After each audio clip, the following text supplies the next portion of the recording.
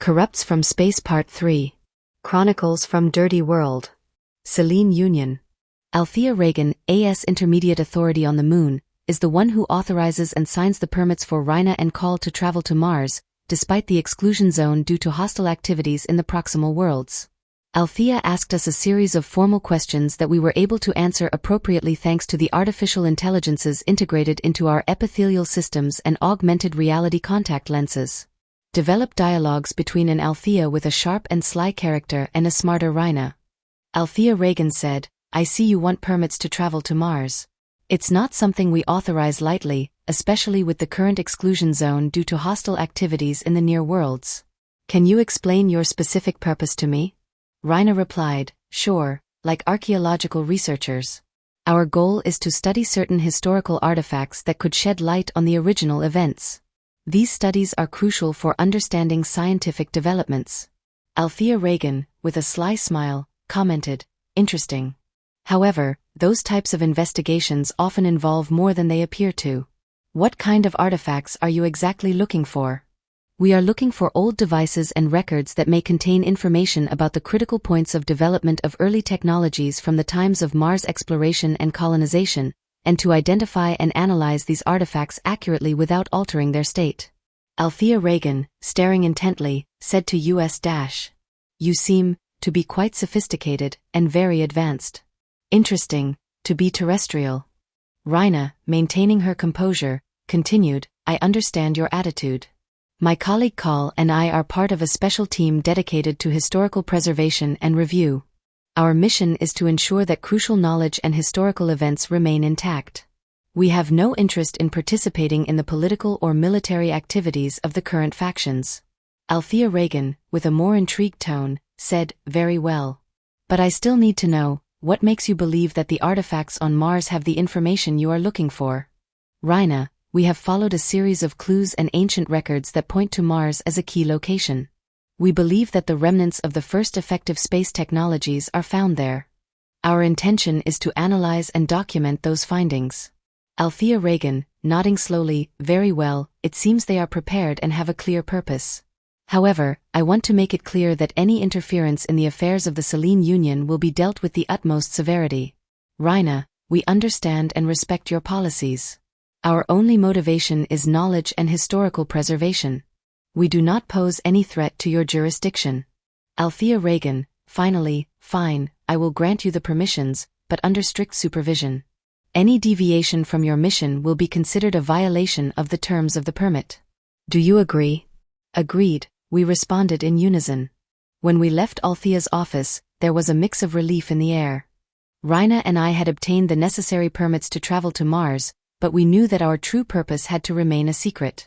The information we were looking for could be the key to determining the turning point that had diverted history from its original course. We walked through the inner streets of the Moon City, enveloped in a controlled atmosphere and surrounded by artificial magnetic fields. The retro-futuristic landscape constantly reminded us of the magnitude of our mission.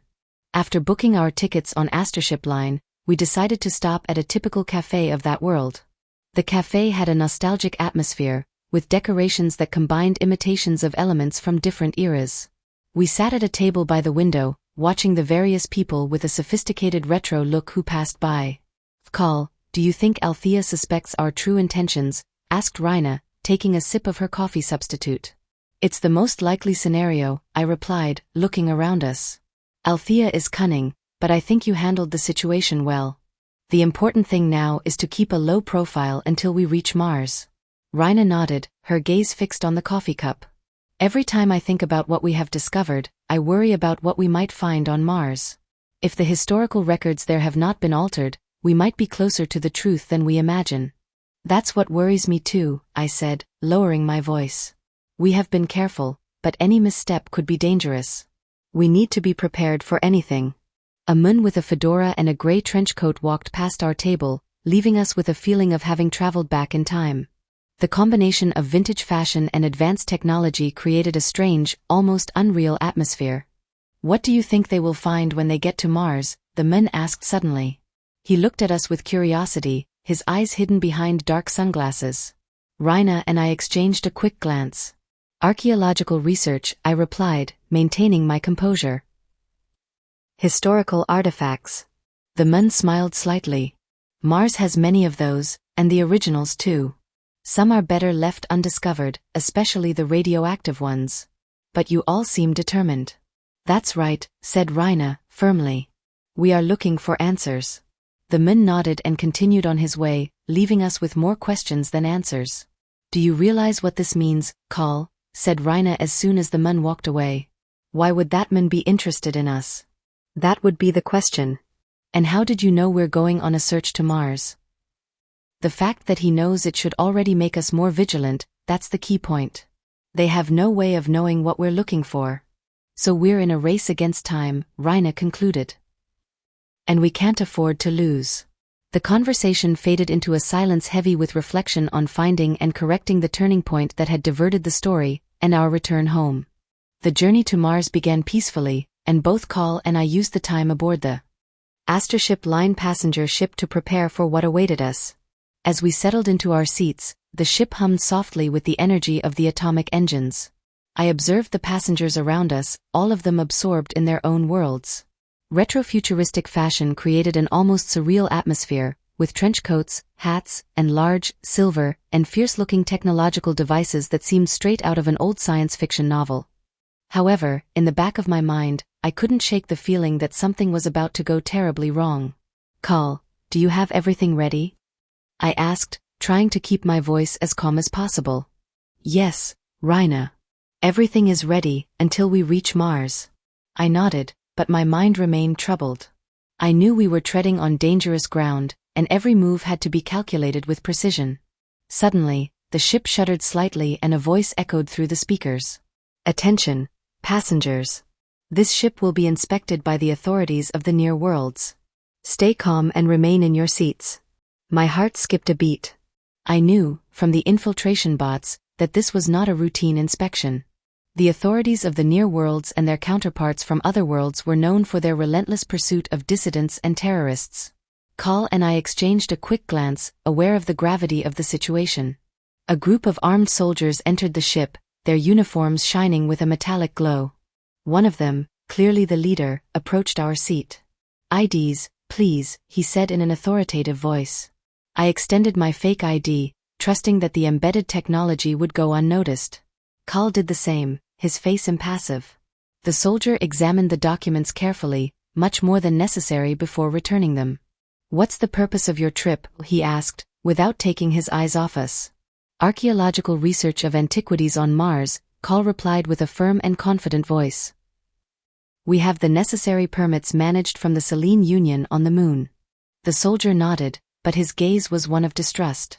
We have received reports of terrorists attempting to infiltrate Mars. I can't let them continue without a more detailed inspection. Call and I exchanged another glance.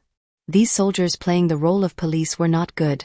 They could endanger not only our mission but also our lives. We understand, officer, said Call, adopting a cooperative stance. We are willing to cooperate with any necessary inspection. The soldiers escorted us, and only us, to a separate section of the ship, where they began to meticulously search our belongings. While they were doing it, I noticed other passengers watching with curiosity, but I couldn't afford any distractions.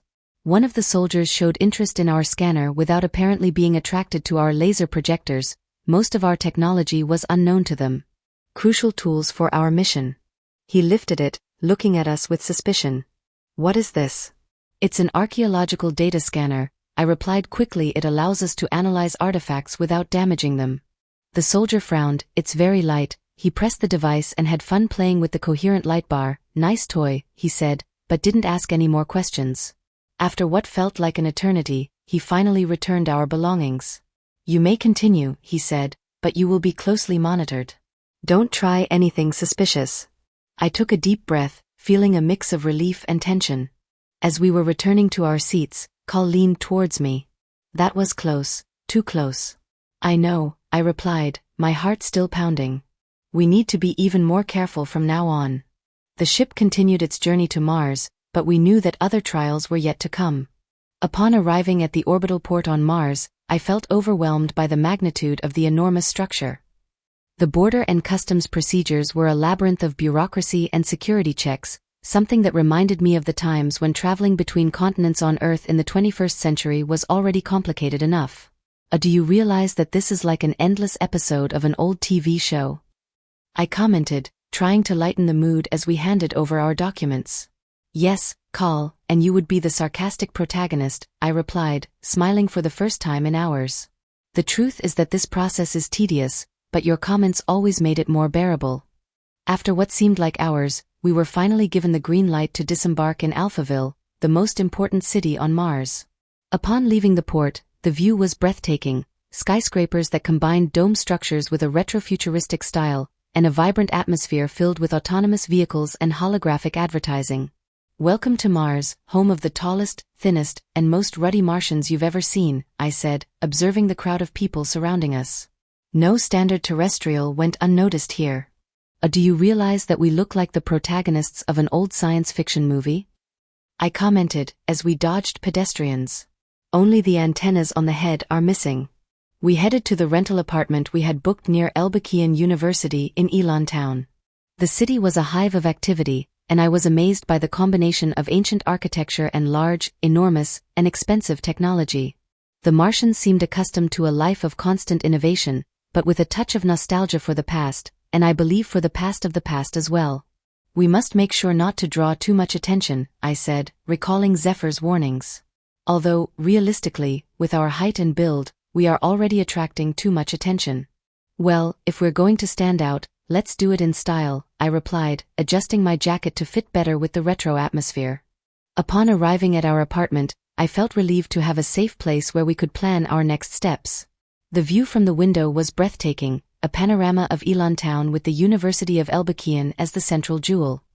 So this is our new temporary home, I said, collapsing onto the sofa. What do you think, Raina? It's perfect for what we need, I replied. Now, we must focus on our mission. Mars may have the answers we seek, but we must be careful. Agreed. First, we need to establish contact with the historians from the university's history departments. They may have valuable information about the historical records we are looking for. Yes, and we must also be alert to any signs from the agents of the near worlds. We can't afford another interception like the one we had on the trip. I nodded, knowing that every step had to be calculated. Our mission on Mars wouldn't be easy, but with Raina, we could face any situation.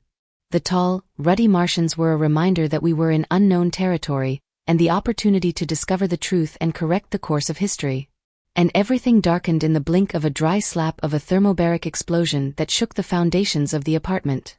I seemed to see Raina falling slowly in the light Martian gravity.